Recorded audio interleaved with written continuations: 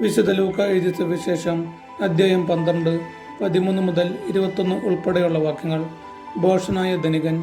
ജനക്കൂട്ടത്തിൽ നിന്ന് ഒരുവൻ അവനോട് പറഞ്ഞു, ഗുരു, പിതൃസ്വത്ത് ഞാനുമായി പങ്കുവയ്ക്കാൻ എൻ്റെ സഹോദരനോട് കൽപ്പിക്കണമേ. യേശു അവനോട് ചോദിച്ചു, ഹേ മനുഷ്യ, എന്നെ നിങ്ങളുടെ ന്യായാധിപനോ സ്വത്ത് ഭാഗിക്കുന്നവനോ ആയി ആര് നിയമിച്ചു? അനന്തരം അവൻ അവരോട് പറഞ്ഞു, ജാഗരൂകരായിരിക്കുവിൻ, എല്ലാ അത്യാഗ്രഹങ്ങളിലും നിന്ന് അകന്നിരിക്കുകയും ചെയ്യുവിൻ. മനുഷ്യജീവിതം സമ്പത്ത് കൊണ്ടല്ല ധന്യമാകുന്നത്. ഒരു ഉപമയും അവൻ അവരോട് പറഞ്ഞു. ഒരു ധനികന്റെ കൃഷിസ്ഥലം സമൃദ്ധമായ വിളവ് നൽകി. അവൻ ഇങ്ങനെ ചിന്തിച്ചു, ഞാൻ എന്തു ചെയ്യും? ഈ ധാന്യം മുഴുവൻ സൂക്ഷിക്കാൻ എനിക്ക് സ്ഥലമില്ലല്ലോ.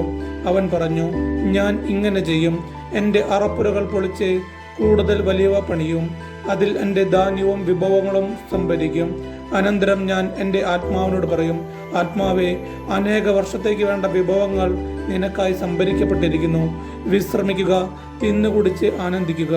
എന്നാൽ ദൈവം അവനോട് പറഞ്ഞു, ബോഷ, ഈ രാത്രി നിന്റെ ആത്മാവിനെ നിന്നിൽ നിന്ന് ആവശ്യപ്പെടും.